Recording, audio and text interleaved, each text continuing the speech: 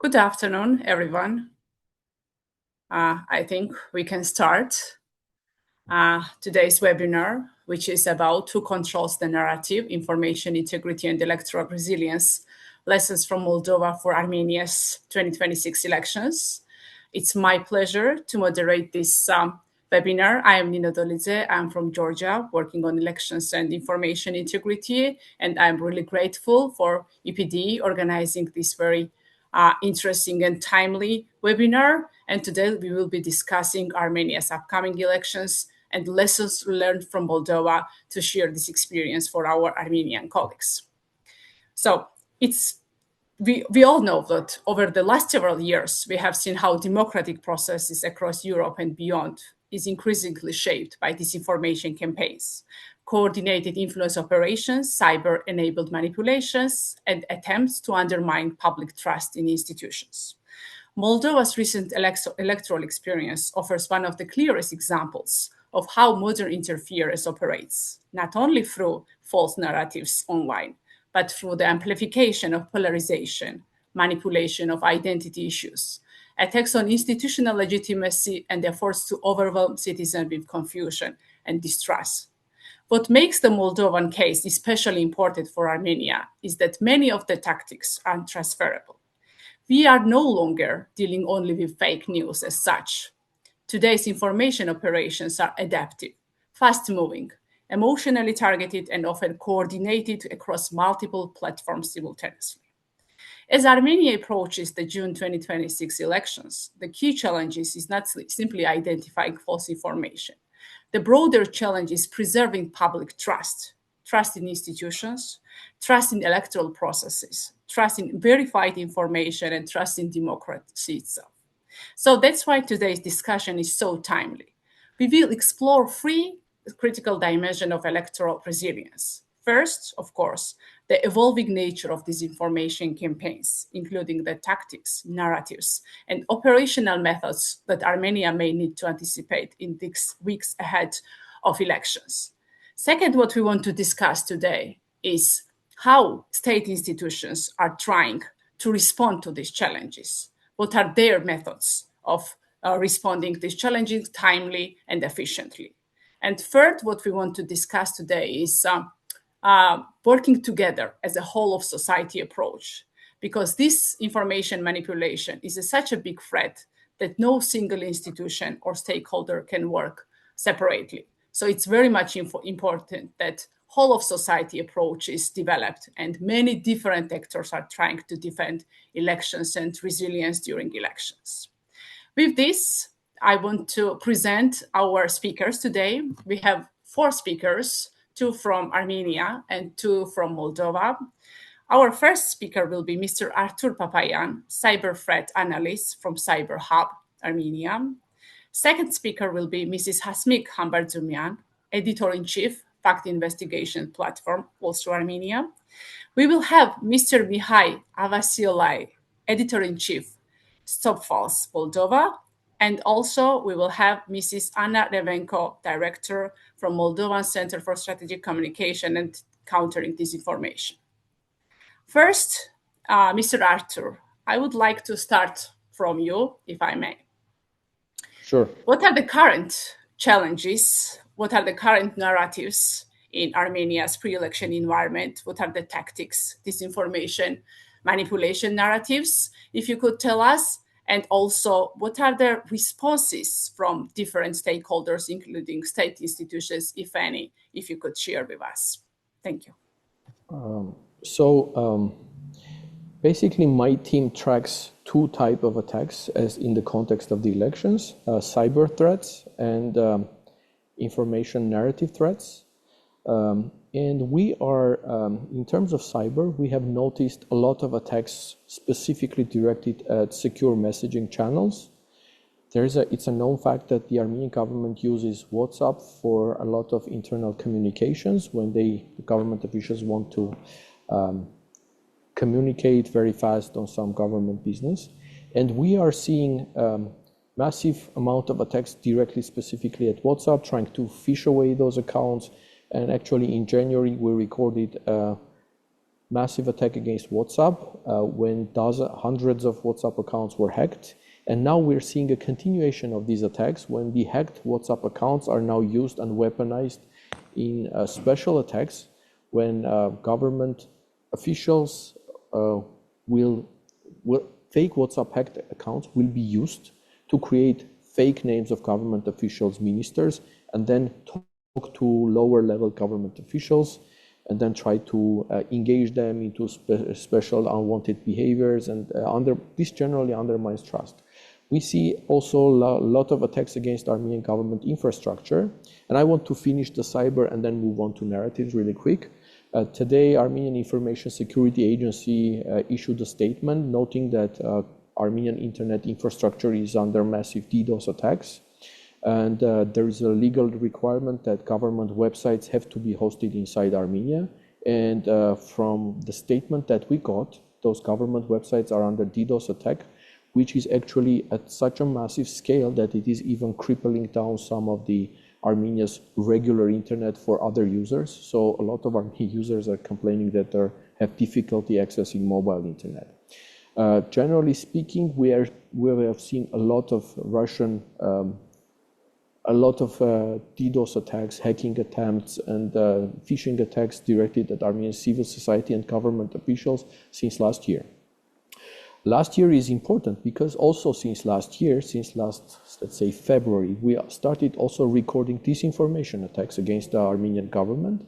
And those attacks are sort of having this form that they are targeting Armenia's identity. So the main vector of attack is to portray the current Armenian authorities as somebody who doesn't care about Armenian identity, about Armenian history. And a lot of these attacks are not like Russia versus Europe, but more the attack is like portraying this as an existential fight between Russia and Turkey. The reason is because of common history of Armenia, Turkey, history of conflict, history of genocide, and every Armenian has this internal maybe scare about Turkey. And if you look at the map, you will understand there is a huge Turkey. And a lot of disinformation actors are portraying this as Russia will, as a fight to attempt to bring NATO into Armenia, which is a narrative that was also circulated in Ukraine, as you can well remember. And they are portraying this as evicting Russian peacekeepers, Russian border guards, Russian military base, and instead replacing it with Turkey. There is no objective ground for this, like Turkey doesn't even have relations with Armenia, but this is one of the main narratives. And this narrative is recirculated in multiple ways. There has, for example, there was this narrative that Armenian government will be building mosques along Armenia-Turkey border, which doesn't make any sense because Armenia is like 99% Christian population, and what would be the point? And then it turned out that this is a fake. It was planted in a Turkish newspaper. It was translated into Russian and circulated by a lot of Russian Telegram channels.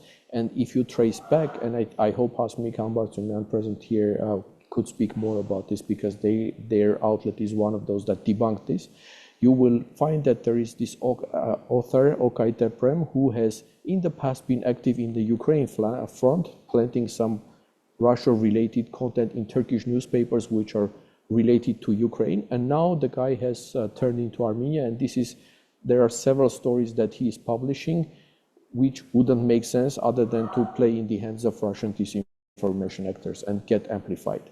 More of the identity issues come from this 300,000 number. So when Armenians talk about the rights of Armenians from Karabakh to return to Karabakh, Azerbaijan usually brings the counter narrative, and they say in the 90s, early 90s, 300,000 Azerbaijanis were evicted from Armenia. So those 300,000 Azerbaijanis should be also allowed to return to Armenia. It's a very hypothetical, and it's a narrative that Azerbaijani government has repeatedly said. But now what we see is Azerbaijani government is not talking about this, but some strange, mysterious Russian language Telegram channels are amplifying this topic, and they're not talking about Karabakh Armenians at all. They're just blanket saying that these current Armenian authorities have decided that they will let 300,000 Azerbaijanis come and live in Armenia. They even circulated a news outlet that the Ministry of Armenian Tourism and tourism ministry or body that is responsible for tourism is booking hotels for Azerbaijanis to come to Armenia, or that the Pashinyan is building special. There is a lot of new construction in Armenia, real estate construction. Some of the topics circulated are that these houses are built for 300,000 Azerbaijanis to come. So basically, using part of the truth that is there, yes, Azerbaijan has pushed this narrative as a counter narrative, but amplifying in a different way, omitting all other counterbalance that this is in response to our Karabakh Armenians, etc., and just blanket saying that these Armenian authorities, they are so fond of Azerbaijanis and Turks that they want to bring Turkey and military base and bring 300,000 Azerbaijanis and inhabit in Armenia, and then Armenia will be Turkified, basically. So this is the identity bit. They are exploiting a conflict that is there between Armenian government and the church, and this is also being portrayed as something as part of this. To be quite honest with you, Armenian government, the current authorities were very hostile to the church, but this hostility is being further amplified and used by disinformation actors, and it's sort of put as part of this narrative. Even narratives like TRIP, the agreement signed between Armenia and Azerbaijan, which was sort of Trump was there to witness and counter and play as an important factor.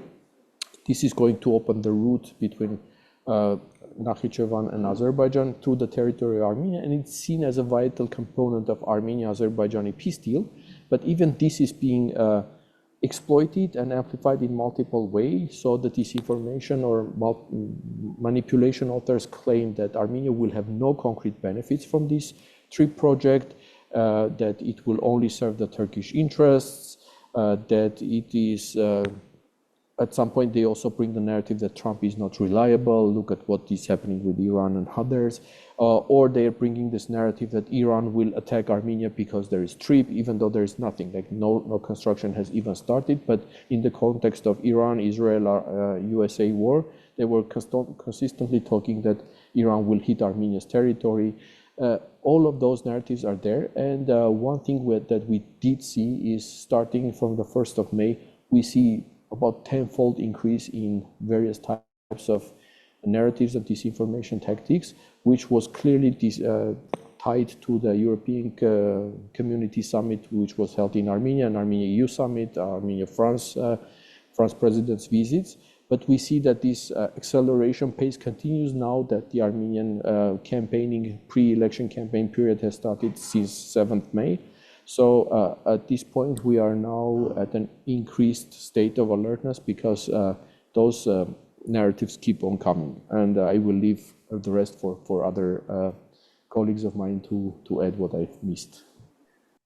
Thank you, Arthur. I will just briefly ask you, if I may, before we move to another speaker. I was in Armenia a few weeks ago, and I had meetings with different stakeholders, including state institutions, and they were mentioning as one of the problems and threat, this hybrid warfare and disinformation campaigns. So my question would be, what are the state institutions doing? What are the responses to these threats, if there are any, if you could elaborate on that? Sure. Armenian government did two things since last year, which were very important in this context. They adopted the cybersecurity law, which granted the creation of a cybersecurity authority, defining some of the infrastructural systems. This agency is in the process of being formulated. While it's being formulated, there was another government agency, ISA, Information Security Agency of Armenia, which is working, tracking this process, and they are inheritance of this law, and now they are responsible for also monitoring the Armenian infrastructure, securing, and like I mentioned earlier, they just issued a statement about DDoS attacks, and they are also working on countering that. Also, ahead of the elections, Armenian government formed a Stratcom body, a special strategic communications body, which is supposed to specifically counteract to these type of hybrid threats and serve as a coordination and response mechanisms. We see that since last January or December, actually, the government has become much more responsive to cyber threats and hybrid attacks, and they are coming up with statements, issuing debunks themselves, or interactively engaging with journalists to respond as fast as possible, which is a major improvement from the, say, 2021, when there was things happening and there was total vacuum on government side, and Armenian public was learning information about Armenia from Azerbaijani or Russian authorities. So in this regard, you could say that the Stratcom and cybersecurity reforms are specifically targeted at this and are something that is taking place. Thank you so much, Arthur, for your input. And now I will move to Hasmik Barzunian. Mrs. Hasmik, since you are editor-in-chief and you are doing investigations. So Arthur already mentioned some of the narratives, what is around in pre-election environment. But if you could talk more about other narratives or the same narratives, what you are seeing in your investigation, and also tactics, how these narratives are amplified, what are the methods, which platforms, and who is standing behind this? Is it foreign interference, or you have also domestic coordinated behavior? If you could share your experience. Yes. Thank you for this opportunity. And Arthur mentioned some of narratives which are amplified in Armenia now. From the perspective of our fact-checking and monitoring work, several trends are already visible ahead of Armenia's parliamentary elections. I can mention one narrative that is dominant now in Armenia. It is delegitimizing democratic institutions and electoral processes in general. These narratives often attempt to create distrust toward election management bodies, journalists and fact-checkers themselves. And we also observe increasing use of coordinated online amplification, anonymous Telegram channels, emotionally manipulative content, selective leaks, and attempts to exploit security concerns and geopolitical anxieties. Arthur has already mentioned about it. Another growing challenge we see in this period is the use of AI-generated or manipulated content, including edited videos, fabricated screenshots, and misleading visual materials that can spread very rapidly only before verification mechanisms catch up. And I think it's challenging for us, for fact-checkers, to reach out the audience who was deceived by these disinformation campaigns. In many cases, the objective of these campaigns is not necessarily to convince audience of one specific narrative, but rather to create confusion and polarization within society. I would like to speak about our investigation that we did just 2 days ago, and we in this period from last year we monitor and track the disinformation claims that spread with tactics of Matryoshka and Storm 1516, and also we see doppelganger cases.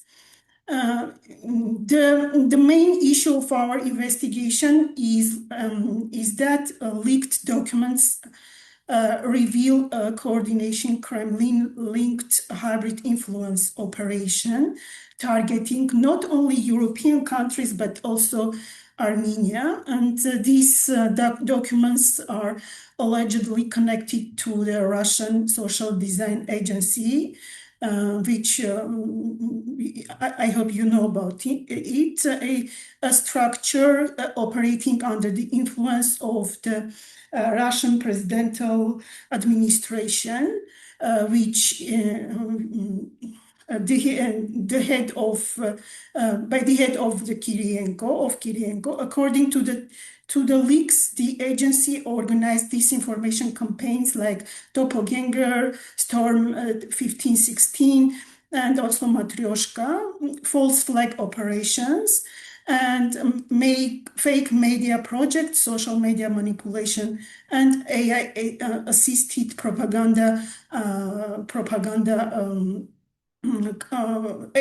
AI-assisted propaganda and stage offline provocative across multiple countries.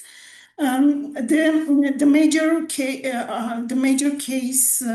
was the major Armenia-related example was the so-called Marcel operation. They named it Marcel operation, and where a fake French website published fabricated claims that Armenian Prime Minister Nikol Pashinyan had purchased a luxury mansion in Marseille.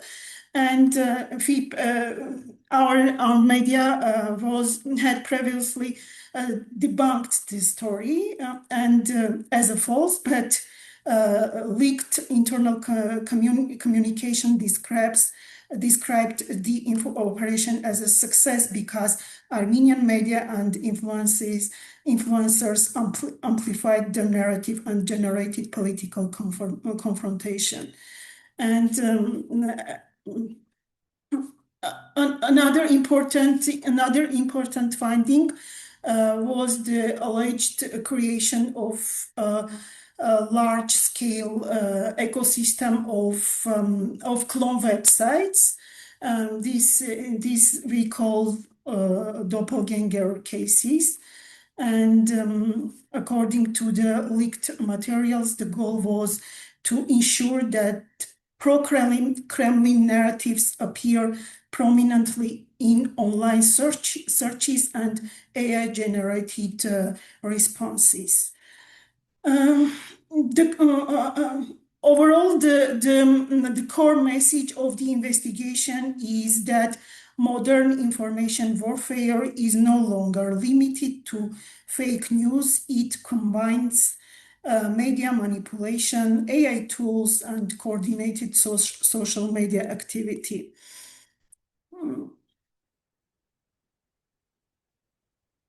Thank you so much. It was really very, very interesting what you shared, all these information and campaigns and tactics. And I would ask if you have also done monitoring of the money spent in these campaigns, if there is any of the organization doing. And also I would repeat the question I had with Artur. What are the responses from the state institutions from your perspective, and whether it's enough or not in comparison what we have seen from you, all this investigation, which is quite in-depth, and you have quite big information manipulations there? No, we didn't monitor, we haven't monitored yet the financial situation regarding these campaigns, electoral campaign, but we see that one of our opposition parties is spending a lot of money in this campaign. And also they are spending money on social media. We see it. And as for your question about cooperation with state bodies, I have to complain. I'm not satisfied with this work. They are not proactive. They are rather reactive, and we have difficulties with the work with state bodies. Thank you. Thank you so much, Hasmik. And with this, I think we have quite a nice move to Moldova's experience, especially Yes. about the state. Do you want to add Can something? I add something? Sure. I have seen pre-banking tactics in Moldova, and they were good and great on this tactic, and I would like I would like to know what they did and how can they exchange their experience. This webinar for exactly. And I wanted to move to Mrs. Revenko about this question, to ask her how did disinformation campaigns target Moldova's 2024-2025 elections, and what tactics should Armenia anticipate in the lead up of these elections, and also what communication strategies prove effective for election management bodies and other state institutions from your experience. I think it will be very much good to listen your experience, especially from the question what Hasmik had. Please. Hello, dear colleagues. Thank you very much. It's nice to reconnect with some of you. Hello, Artur. We've been participating jointly in some other events. Nice to meet you, Nino, and many others who are online. I'll try to be short, but truly to the point. Hopefully, we'll touch on those issues you would like to further maybe detail. So, Nino, following the instructions, as I say, right? What was the Russia strategy? Well, what we've seen that they've been doing, and this is not only for 1 year, is that their strategy is built around 4 important objectives. And we've seen that these are common objectives for almost, well, let me tell you, for all influence operation campaigns, disinformation campaigns, but I would prefer to say, to speak in terms of influence operations campaigns. Divide the society, fuel the polarization to the extreme. In 25, we've seen that they even targeted the very pro-Europeans, the even pro-Democrats. Okay, so the vision of the society is the target number 1. So you must understand what are the vulnerabilities in the society, what are the societal vulnerabilities, sensible topics, divisive subjects, those type of issues that can be fueled throughout manipulation campaigns and further deepen the fracture of the society. This is must be your goal into uniting them around. Uniting those groups around the national interest. The second important objective of this influence campaigns was discrediting the strategic objective of the country. In our case, it is accession to EU. It's integration. European integration. So what these campaigns had in common is that they've been exploiting various societal cleavages or sensitive topics, and in an attempt to distance the Moldovan society from the democratic values, from the vision and the very principles and foundation principles of the EU. Basically, the narrative was, don't believe that EU is a future where you can be part that will bring you prosperity. Look at, for example, Ukraine. They also wanted to be part of EU, and now they are at war. Or that EU is a decadent, union. Look at their values and so on. So basically, not necessarily inventing fakes, but exploiting the sensitive topics in the society in order to create an image that the EU is not a trusted union, that the effort of joining it worth the fight. The third D, as we say, it's delegitimize, basically undermine the legit authority of democratic institutions and the leadership. Basically, to put it simple, constant campaigns to decrease the trust of people in the leadership of the country, that is sharing and promoting the democratic values and promoting the accession to the EU. distancing, alienating the public from these authorities, from democratic institutions, decrease trust that authorities are doing the right agenda. And the last is promoting a Russian agenda. So this is what we call the 3DP strategy. And after 2 years of constant monitoring and analysis, it has proven that this is the core of the Russian strategy. Now, what is the ecosystem? Since your question is also about what is the tactic, what is the ecosystem they've been using? We must understand that they've put together a very robust ecosystem that includes several, at least from what we've documented, several independent vectors, influence vectors, but they also act in a very well coordinated and supportive way with the resources. I'll just mention few which are critically important. Proxies, both foreign and domestic proxies, and you can find these proxies particularly in several sectors: religion, so religious proxies, political proxies. Sometimes we say that this almost, you could see a phenomenon of cloning political initiatives. Social, with various so-called social projects, faking NGOs or civil society organizations that would undertake various social projects targeting vulnerable, for example, population and so on. But this is in a way to both influence the perception, but also some could say that this is also a way of electoral corruption. Of course, cultural. We see how various cultural projects and initiatives and institutions, they rather play here a role of Russian propaganda instead of trustful and respectful cooperation between the states. And why this works? Because they cover entire country. So it means that when you want to build your own, defense ecosystem, you must also understand that these are important vectors. You would want to have partners there in order to engage them in communication, in awareness, in education, in a lot of work to promote the democratic values. State-funded media houses, state-funded media operations. This is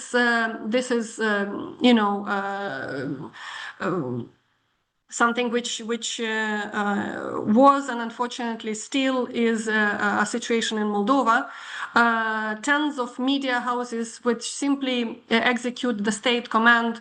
And I must tell you that in our case, we do not see this as independent or fair play of the media market, because they are directly state-funded by a state which in our national security strategy is explicitly mentioned as a foreign threat to the security of Moldova. I'm talking about the Russian Federation. Now, social networks. They are heavily exploited in the amplification, particularly of and promotion of various influence operation disinformation campaigns. AI and cyber facilitated. AI both content created and amplified narratives and campaigns using the AI. What can you do? It's on the one hand is awareness of the population that on how to recognize AI or not AI content on the one hand, or at least to be alert about this, or also use AI in order to boost your campaigns. On the other hand, we also had this type of cyber facilitated influence operations, such as, for example, fake memos, fake circular letters, fake official letters, allegedly signed by ministers, by chief of banks, by, that distribute fake information, but they are distributed in form of pseudo memorandums or official letters signed by ministries that end up in the emails of various state officials, civil servants, school directors, teachers, simple people. Suddenly, thousands of people wake up in the morning checking their email and finding out that there is apparently some sort of some sort of a letter they received signed by, I don't know, chief of police or minister of interior, that they are expected to be present in police and give some testimony in non-existing case. Of course, that increases the anxiety. Of course, it increases the fear because it's a fake one. But because they try to, through AI and cyber, to plant this kind of papers, they also decrease the trust in state authorities that they can control the situation. These are just few to tell you, but imagine that there have also much more, where soft power is also used in terms of culture, art, sport, and so on. Now, the key element of techniques, distrust, especially when we talk about elections. Fuel distrust in the procedures. Do not believe the authorities about the voters' registry. Do not believe the authorities that this is going to be an independent procedure and vote. This is what they are doing. So basically, the idea is to discourage participation in election. This is particularly targeting youngsters, because youngsters are not necessarily, those type of always very active citizens, but also diaspora in our case, who are far from home, at the same time very connected to the processes here, very eager to know, and therefore they are more vulnerable to this type of, more prone to this type of messages. Fear of war. Basically, that was amplified to the extent possible by all the proxy candidates and pro-Russian vectors. Fear that war is coming. Fear that if the pro-democrats or pro-Europeans will come to further, govern the country, then the same fate will happen as in Ukraine. That NATO troops are somewhere there at the border. That this, exploiting also the governmental agenda in order to try to validate their fake messages. Which means that the counter message in our case was to be as transparent and as transparent as possible with regard to the governmental agenda, and explain in simple terms what is the government is doing in order to consolidate the, let's say, the security sector, the overall governance, and so on. Traditional values versus liberal values. Okay, this is another related topics to this that was heavily exploited in order to discourage people to participate, in order to alienate people from the government, from the idea of accession to EU. And you see, I'm also pointing on one important fact. They all represent societal vulnerabilities. You must understand one thing, at least this is one of our lessons learned. It's first important to understand what are the vulnerabilities in our society, because this will be exploited by the Russian propagandistic machine in order to divide the society and alienate it from the... So knowing those vulnerabilities means that you can work out on the strengths. Appartenance, and I know that you've been discussing here about the identity-driven narratives. The tactic was by exploiting the issue of appartenance, of belonging. Who do you belong to? Democratic world, European civilization, or, Russian, East, Soviet, whatever. Of course, most prone to these narratives are people who are rather seniors, in remote areas, disengaged. So again, it means that there is a big need to work with this kind of categories and work not only in online, but particularly in offline. Door-to-door meetings, shaking hands, allowing these people to express their needs and give as much information as possible. But this identity divisive line is heavily exploited. And last, it's disengagement in general from whatever is happening in the state.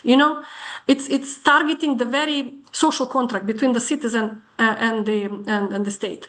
Why does it matter to why these laws are important? Why this agenda is important?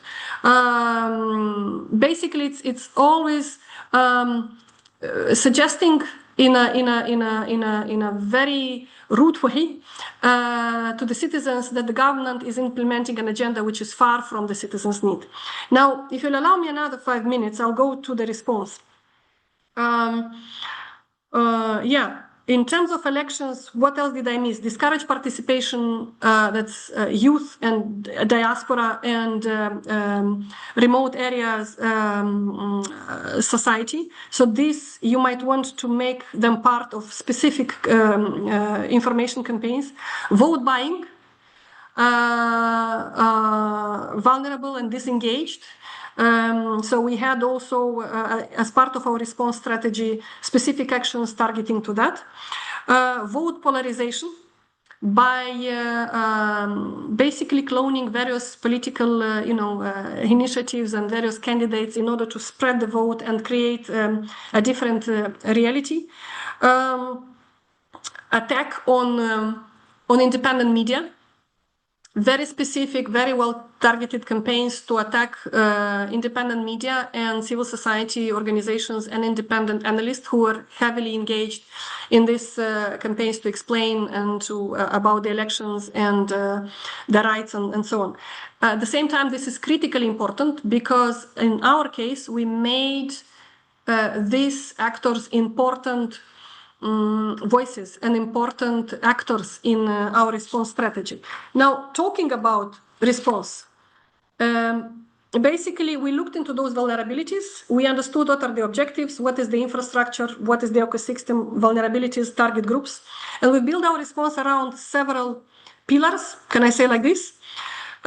First was important to maintain and cultivate and strengthen people trust in the election, in the democratic process itself, in the elections itself. Large national-wide campaigns targeting various groups, something just for youngsters, another campaigns for young families, another one for example, elder people in remote areas, some in one language, Romanian or Russian. Some campaigns were more official ones, like developed by Central Electoral Committee. The other ones were simply carried out by influencers, by content creators in a very friendly format, explaining what election is, why it is worth participating, various campaigns of various language and aspect. You've been discussing about debunking and pre-bunking. We've actually decided to decrease the role of this kind of efforts. Why? Because especially debunking. Debunking is not efficient. Debunking comes late when the harm is already produced. Pre-bunking is also limited because it doesn't create unity. It doesn't create consensus. But you remember I was telling you that one of the key objectives of Russian disinformation and influence operation campaigns is division. So we've decided rather to focus on exposure. Exposure through different ways. On the one hand, there have been large support, including by our partners, but also to the extent possible by the authorities, to protect and to support investigative journalists, to conduct serious investigations in order to expose the interference. But also when I'm talking about exposure, I'm also speaking about the way, what is the current life of simple Russian citizen in the Russian Federation? Because if Russia tries to promote itself here with a narrative that EU is bad, Moldova is next as Ukraine, accession means fate of Ukraine, it's decadent union, it's, they'll steal our tradition, whatever, then, and gas is cheap. If they promote that only Russia comes as a stable partner, then what is efficient is to basically show the realities in Russia.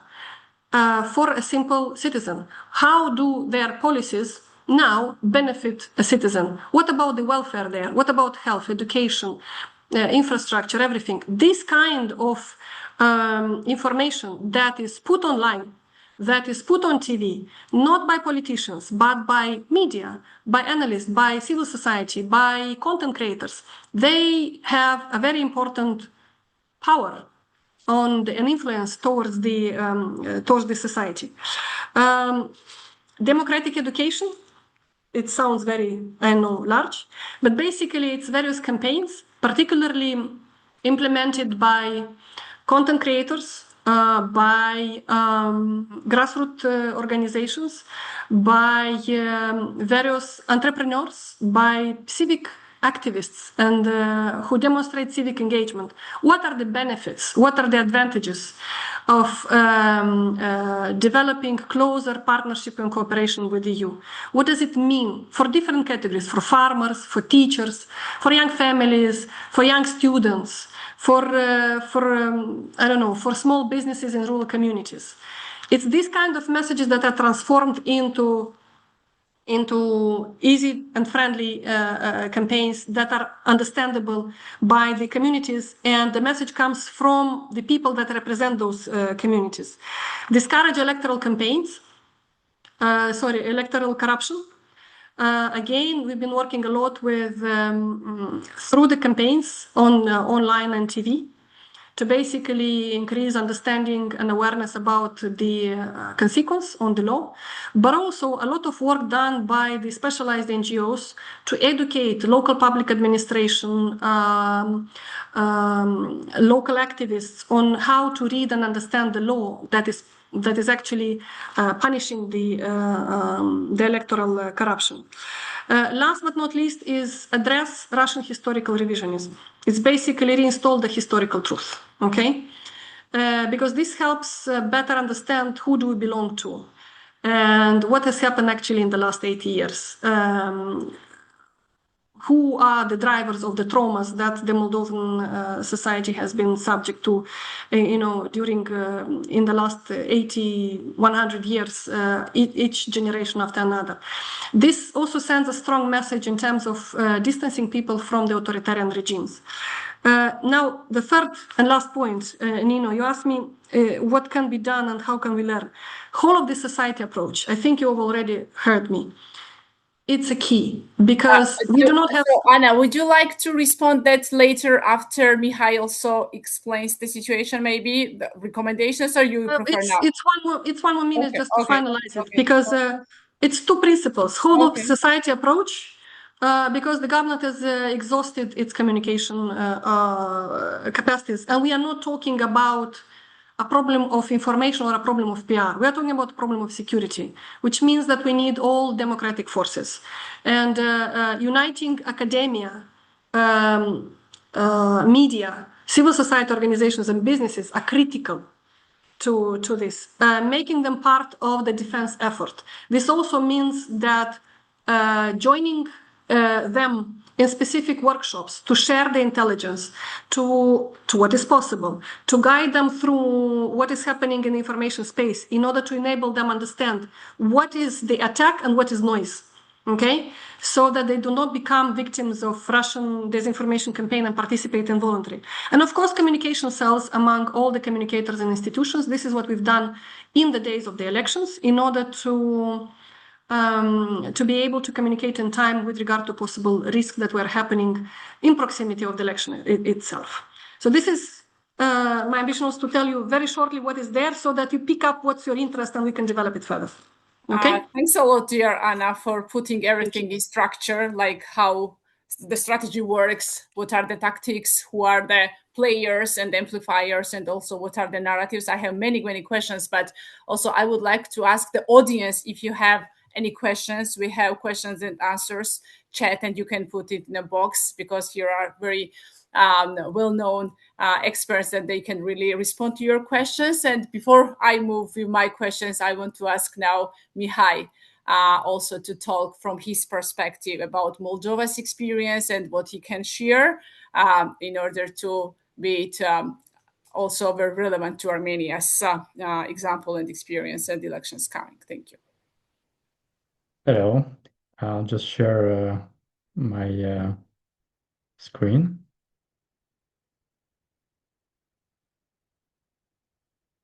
Can you see my presentation? Yes, we can see. That's perfect. So I represent the Stop False MD fact checker media outlet. We do pre-banking and debunking. We are also third-party meta fact checkers, which means that we can label content on Meta, thus on Facebook and Instagram. Speaking about the results of the elections that we have 2024, we had presidential elections and pro-EU referendum that changed our constitution. And 2025, we had parliamentary elections, both of which strengthened the pro-EU path of our country. So the biggest challenges that we had during the past 2 years when we had the elections were mainly related to pro-Russian campaigns. I'm talking about, in the first place, I'm talking about the disinformation campaign held by Russia, and second, the electoral bribing also implemented by Russia with the help of local politicians and lots of so-called activists. So, of course, we managed to cope with these challenges. Some people say that we are a success story. I would say we are partially successful story because we still have lots of issues and challenges to work with because Russia is continually targeting us. So what happened? Why we managed to keep our pro-EU path following the two elections in the past two years? I would say the stars aligned, kind of. First of all, the main stake holders somehow did their job pretty good. We're talking here about the state institutions, the media outlets, the civil society, and of course the citizens who understood the main challenges and voted accordingly.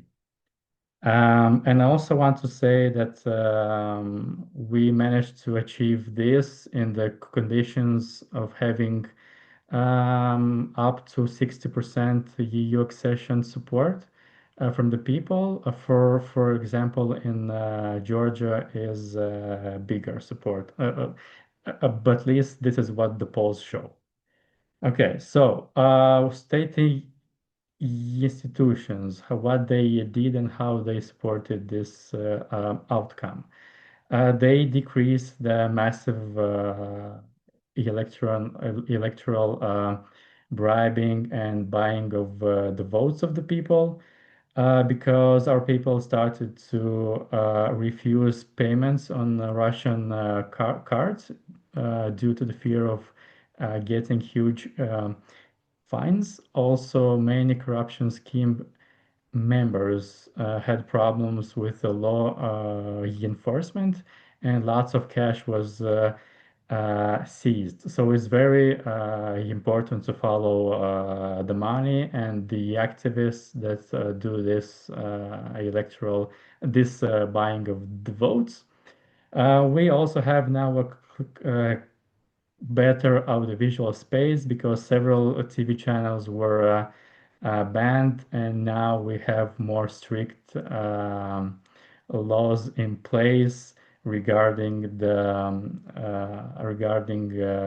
media outlets, and I mean the radio and TV channels. And we also took in the last years first step of strategic communication with the establishing of the Moldovan Stratcom, and also by adoption of several important laws. Now we have in our national law the reality that Russia is the main threat to our national security, and we start doing things beginning with this statement.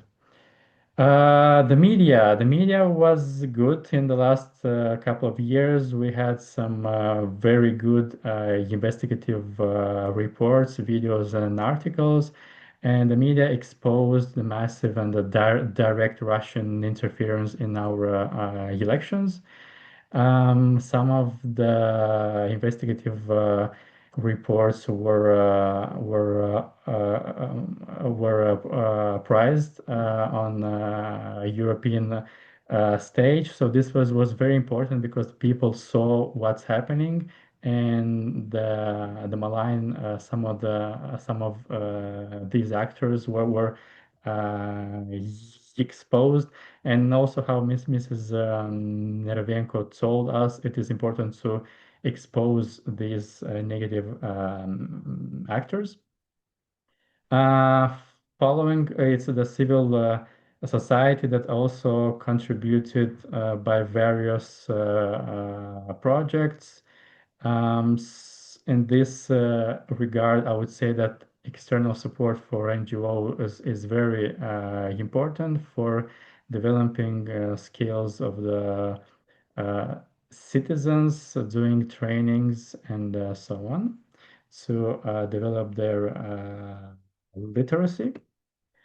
And of course, the citizens who saw and listened to all these efforts of the media, of the NGOs, they also saw the war in the neighboring country and different aspects that lead them to have a pragmatic vote. Nevertheless, some of the malign actors that we see now, they entered the new parliament following the last year's elections. And what they do mainly is to use the social media pla platforms to weaken the trust in state institutions. And I must say that the number one goal probably of the Russian propaganda is to spread deception and to weaken the trust in the authorities. The most popular fake narratives of the Russian propaganda in our country, I think I'm not going to list all of them. You can see them. You can have a screen. You can screen this picture if you want. Mainly, it's about the anti-EU narratives. A lot of these narratives we saw and we continue to see in neighboring Ukraine, and also in countries like Georgia and Armenia. These are not specifically new. Um, and Of course, I must say that the hybrid war that was unleashed by Russia upon Moldova, I think the biggest part is the disinformation campaign. And this disinformation, I would say that it comes mainly from at least four spots.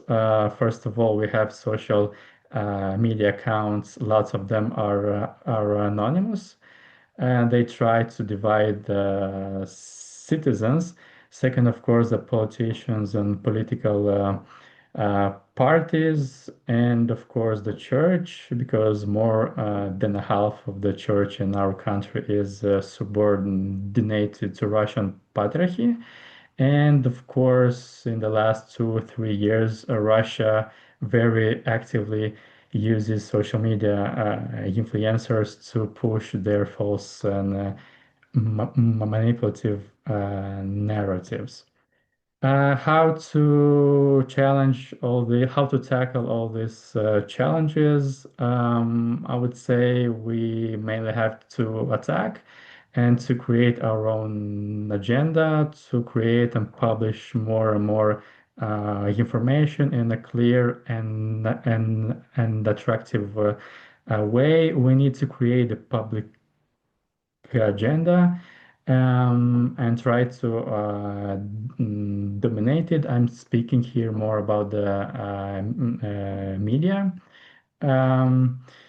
And to be authentic, of course, to do content that is oriented to the people, to use clear and simple words, and to try various formats to see what matches best to the needs of the audience. I would like to thank you, and if you have any questions. Thank you so much, Mihai, for your presentation, and thanks everybody for your interventions. Again, I'm asking audience if you have questions, and I already see there are some questions here for you. But I just wanted to respond from my experience, as I am from Georgia, and you also mentioned Georgia.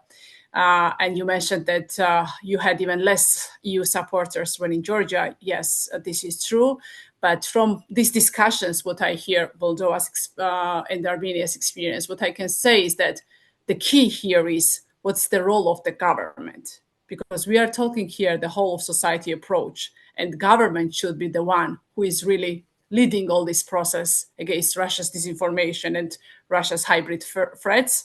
And unfortunately, in Georgia, it was not like that. Civil society was trying, journalists were trying, but government was source of disinformation itself. So this is the key difference for Moldova and Armenia right now in comparison to Georgia. And again, the recommendation from Anna was very clear that it's very important to put a strategy and structure, to have strategy, ecosystem, to have narratives, and to have response.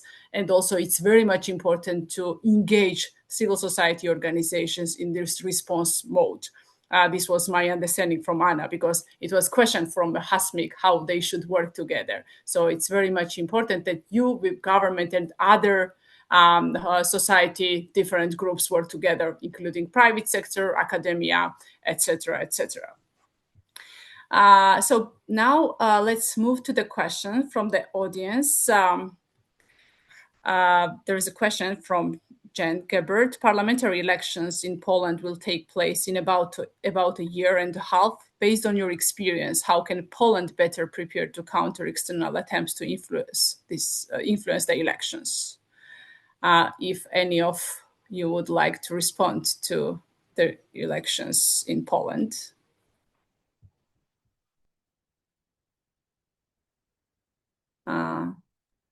Anybody wants to respond on this? Maybe Anna?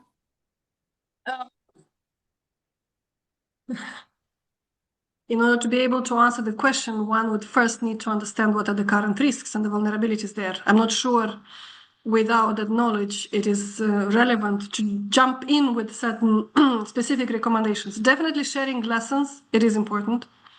And we are doing that along with Polish partners already for 1 year.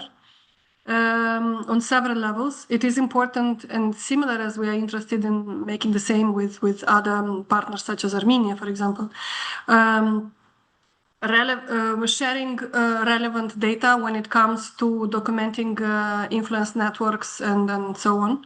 It's important to make sure that the analysts stay connected and they can share this information in order to make sure that the actors have a full picture. So this is one thing. Second, it is important to understand what are the vulnerabilities exploited by Russia.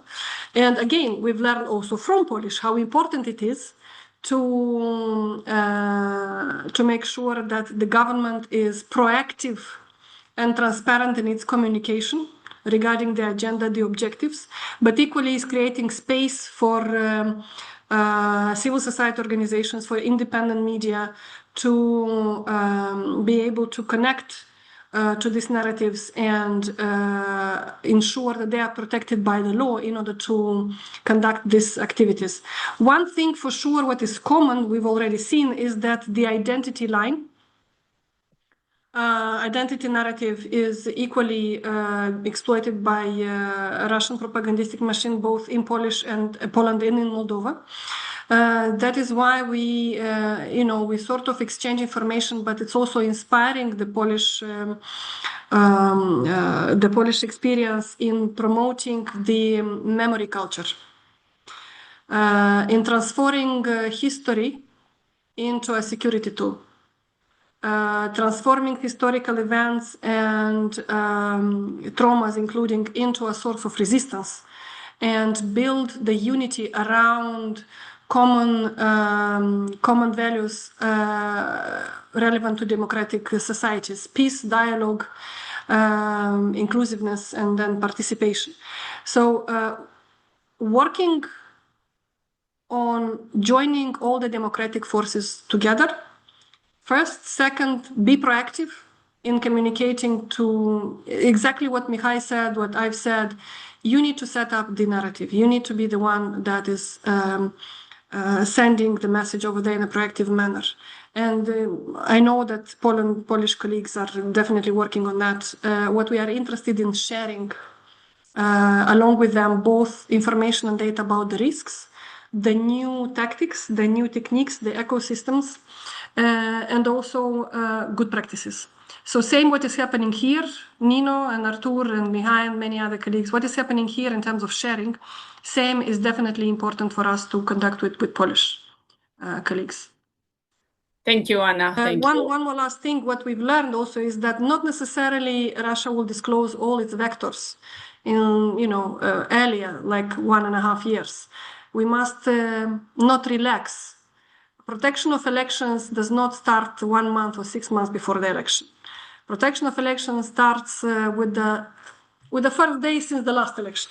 Okay, building unity, building consensus, building cohesion around common values, and closer to the election, work more on exposure if this is the case, work more on engaging the disengaged into the election processes, get them connected to the democratic institutions, be there with the people, not only online, but also offline. This is critically important. Indeed. Thank you, Anna. Thanks a lot. We have several more questions. One is to Hasmik. Thank you, Hasmik. Very interesting. Which opposition party is the one you suggest sending most money, and how does this translate in their social media activities in terms of concrete main topics, message attacks, etc.? This is for Hasmik. Then we have another question about is there a source of examples of AI usage? Because it was mentioned for the Armenia's elections. And then there is question in Polish, I guess. We also have a question, what kind of interagency coordination is taking place in respectively Armenia and Moldova to have coordinated response to foreign interference? In other words, do agencies, institutions work together in countering this? And if so, which agencies, institutions are involved?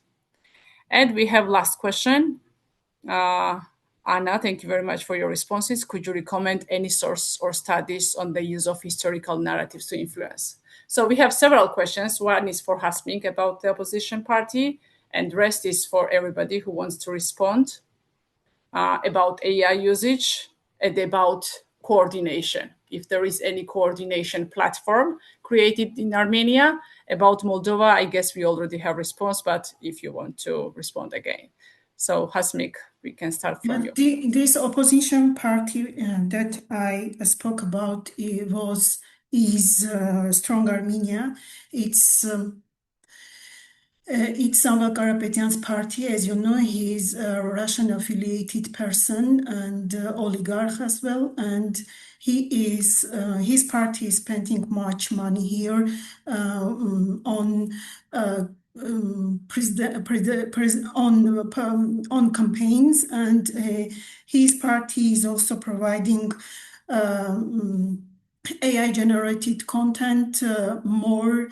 And they are spreading and circulating narrative of 300,000 Azerbaijanis return. And I can mention that civil contract, which is a ruling party, is also spending more money.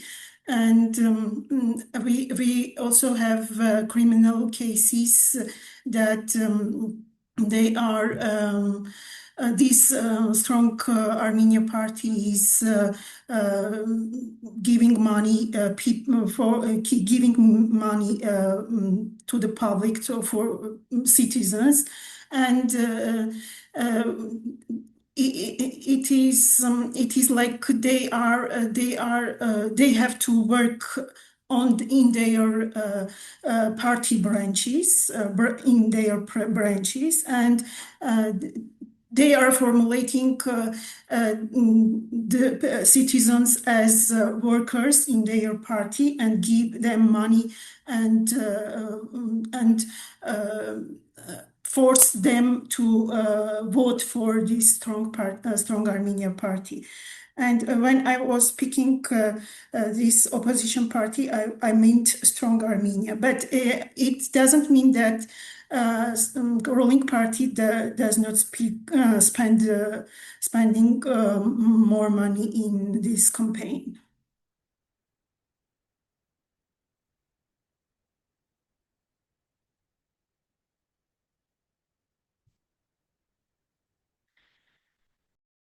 I am sorry, I'm not hearing you.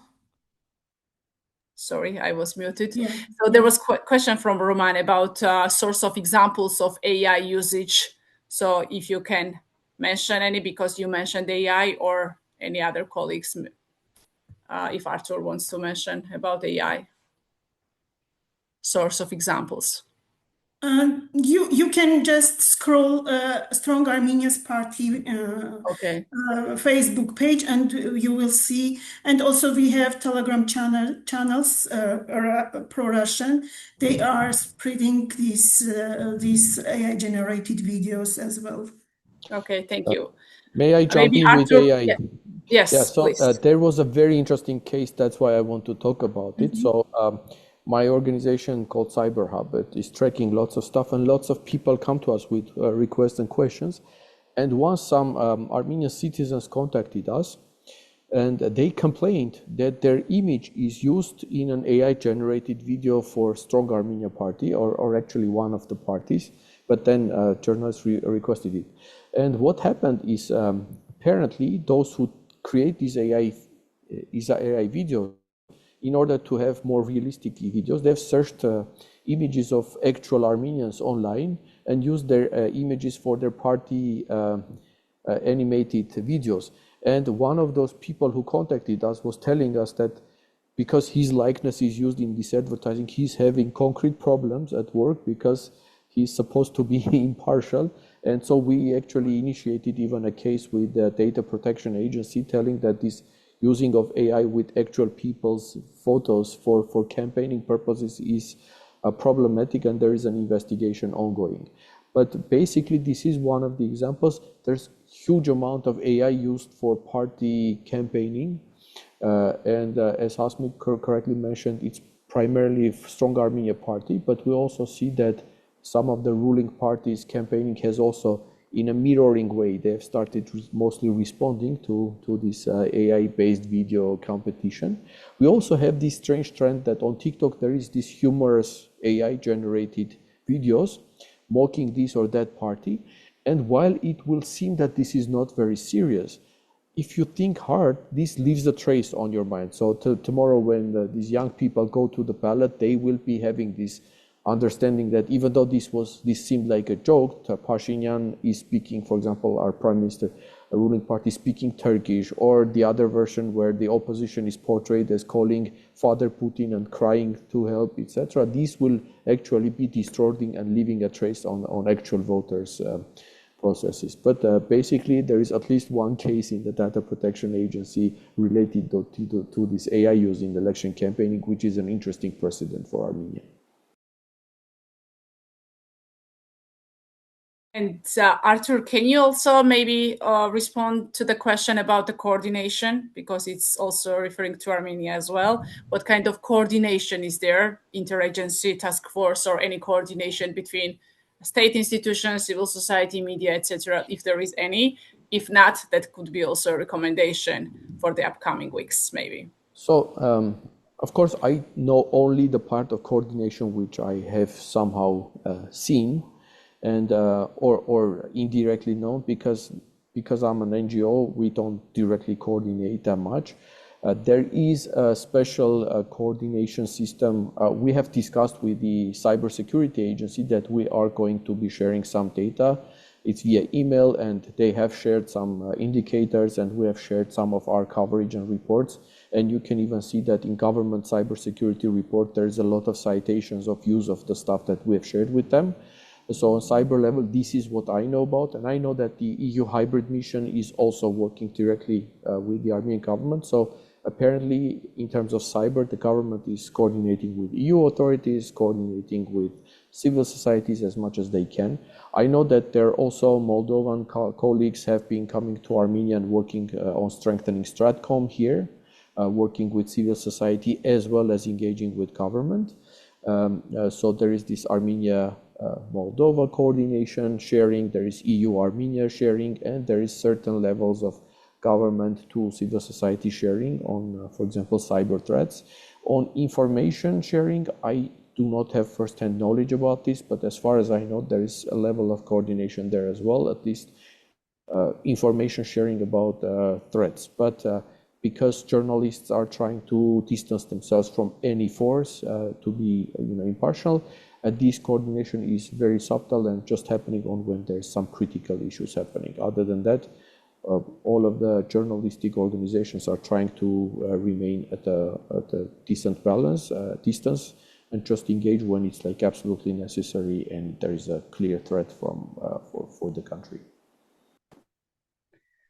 Thank you. So we have one more request here from one of the political Tigran, from the remark from European Party of Armenia. So dear Tigran, if you want to make any remark, you can do it in the questions and answers section also. And we have like 5 more minutes left before we sum up. If there are any other questions, please. Anna, you have raised your hand, please. Go ahead. Question, another important takeaway from 2 years about the coordination. Coordination starts first with having reliable and credible data and information. We are not protecting the information space and delivering the Stratcom message and countering influence operations does not include also working with propagandistic news and fake news. It is important to understand that there is a need to have reliable, consistent data. So this means regular reports and publications on what has been truly investigated. They can come both from state and non-state institutions, but who can prove on their methodology and their approach. This is one of the role of the centers, because in working with other state but also non-state institutions, first question that arises is the trust and credibility of the data. So for us, it is important to ensure that this data not only is being documented here, but also it is presented to the public. That's why it took us a while, but then we constantly make public the relevant reports and publications on our website that delivers the information of an educational, informational, awareness nature for interested citizens, for media, for academia, for researchers, for civil society, and so on. So this is first important thing. Otherwise, it's just a battle of, one statement against another. So transparency, credibility is important, and consistency. Second is knowledge. Coordination without knowledge of what is going on, again, is just it will not be sustainable. Knowledge of what is information warfare, what is cognitive warfare, what is information interference, and so on. So allowing or facilitating access to knowledge is equally important as facilitating access to data for all other non-state actors, be it in form of trainings, be it in form of workshops, study visits, but understanding how does it work, what does it mean cognitive warfare. This is critically important, and it is not only done by the state institutions, but equally is done by activists such as, for example, the association that Mihai is representing. It is critically important that the information is consistently out there. Only after comes the so-called already tools of coordination, which is not about blind execution, I don't know, of certain actions, but coordination starts with making sure that all the relevant parties understand what is going on, understand what is the strategy of the adversary, what are the vulnerable scenarios, what are the key divisive lines, what are the vulnerable groups, and what are the common interests. If that is being understood, then each partner is using its own resources and tools. Media has its own resources and tools and powers. Civil society its own, academia and so on. But it means first understanding what is the situation analysis, what is the picture, and looking into the same direction. Then it comes with coordination in terms of rather what we need to achieve on a strategic manner. Of course, it's probably a little bit more facilitated for Moldova because our mandate as such, as the center that I represent, I have the honor to represent, is to constantly deal with this. But I do believe that in other countries, such we've seen, like in Poland, we've seen that in Baltic states, it's not necessarily to have an institutionalized approach, as long as this is taken as some of the Armenian colleagues mentioned, it is important, of course, that, Nino, you said, it's important that the government definitely take the first step. I said that, it's yes. important that the government is sending in the strategic message that we need to ensure and to create a platform where all the partners are meeting.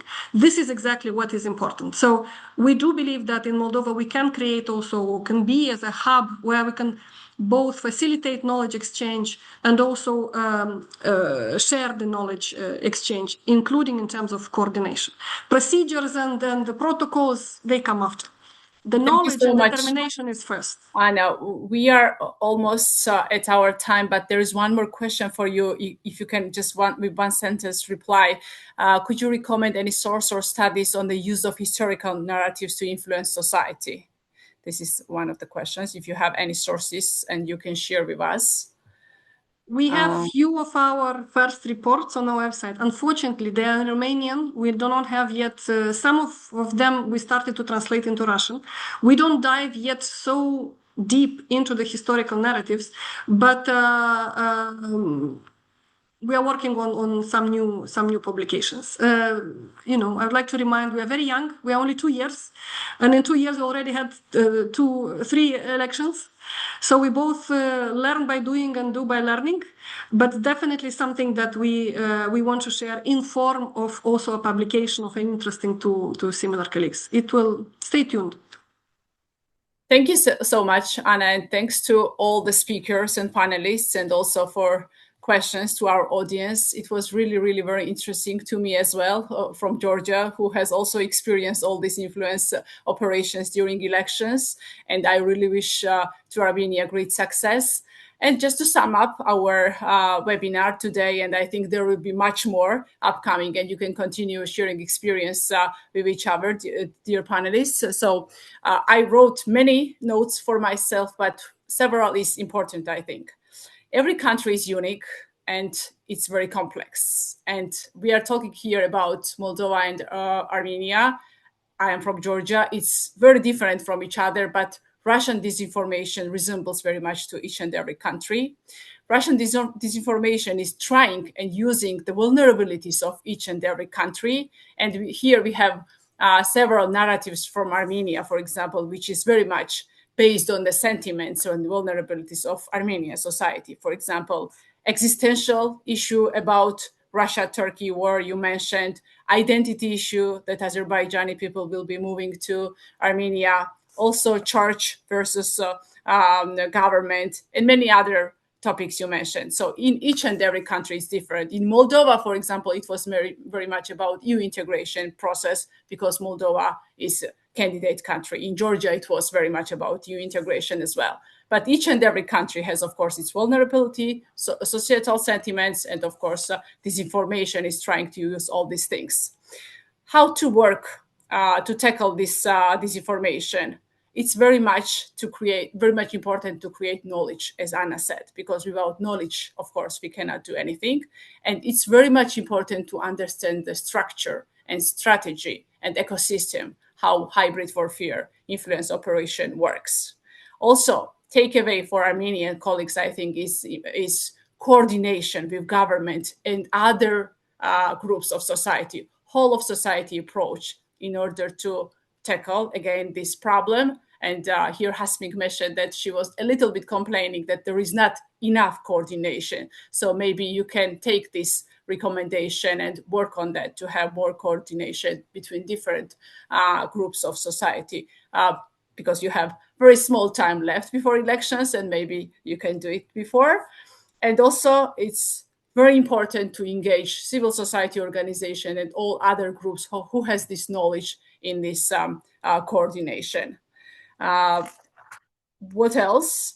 What else I can say from Georgian example is, again, that your government is motivated to work on this hybrid warfare, and it's very much important. So my recommendation would be to work hard together, again, with government and state institutions, including election administration, because there might be many disinformation campaign also trying to increase distrust, nihilism towards election process, and maybe election results. So these are main topics what we have been discussing today. It was very interesting to listen to Armenia's experiences right now, few weeks ahead, and I think you will really make very successful elections. And we are here to share experiences again, and I hope that this webinar was somehow helpful and useful for you. Thank you very much for everybody to listening to us, and also just to know for yourself that this webinar will be uploaded on EPDE website and YouTube channel, so you can look at it. And in any cases, you can come to the questions and share experiences again. Thank you so much. Thank you.